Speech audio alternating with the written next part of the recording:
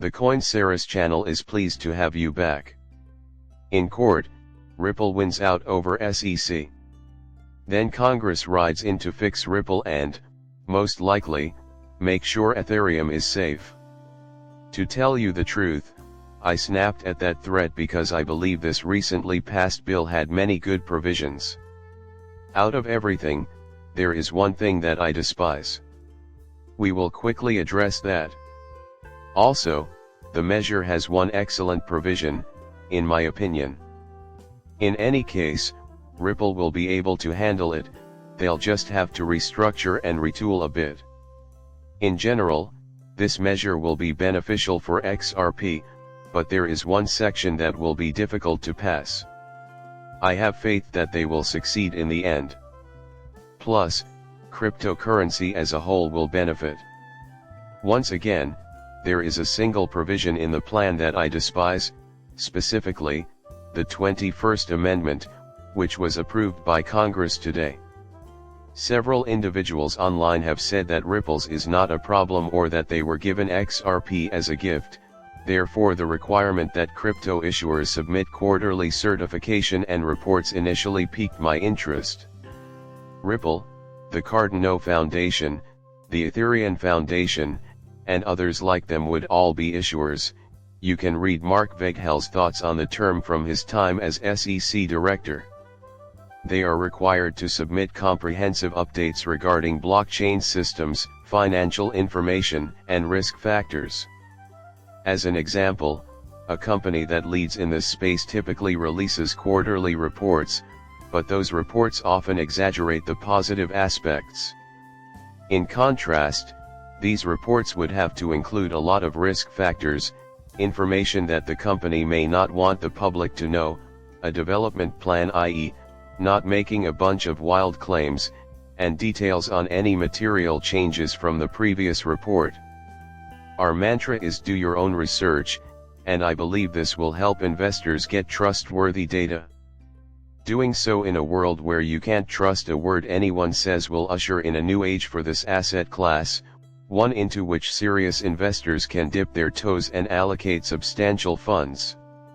The issuer is required to provide certified, up-to-date information in quarterly reports outlining the status and timetable of development funds raised and spent, as well as any significant modifications.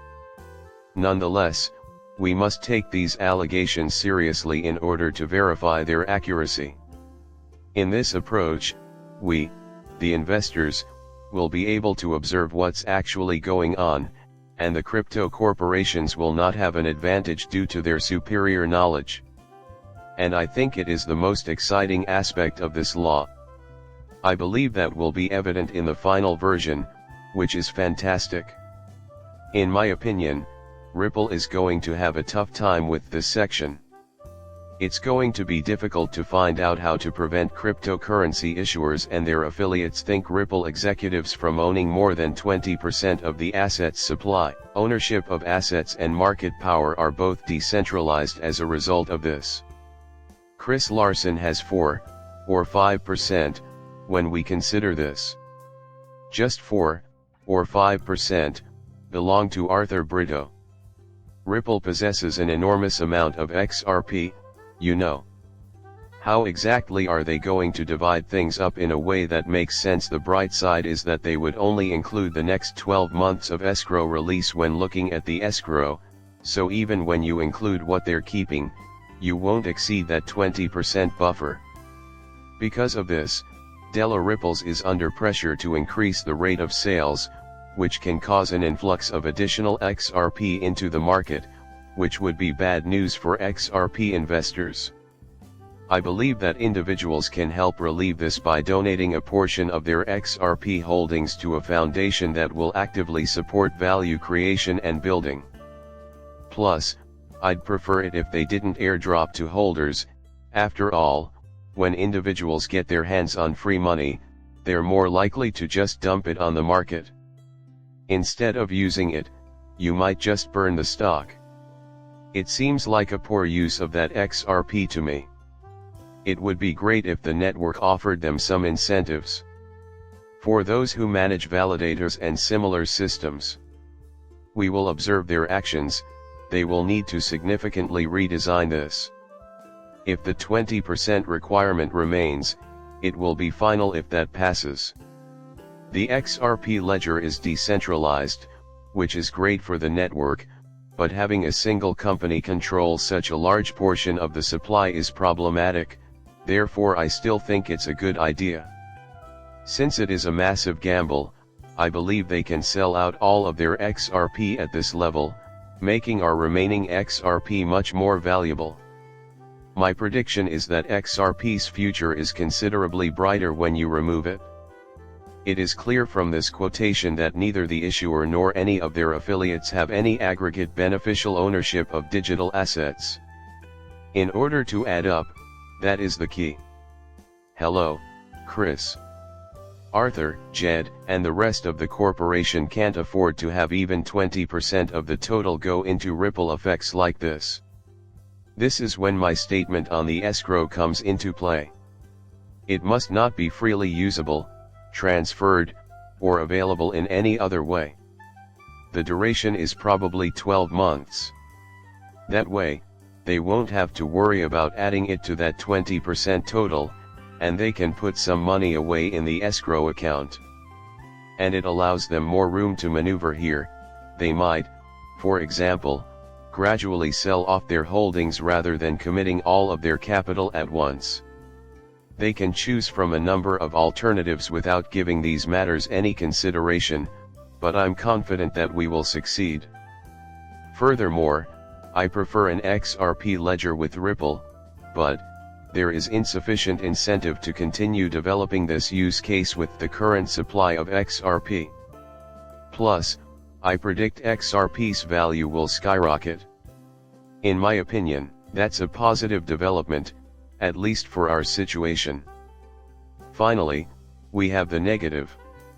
What is the bad about this? Tell me which portion I despise the most.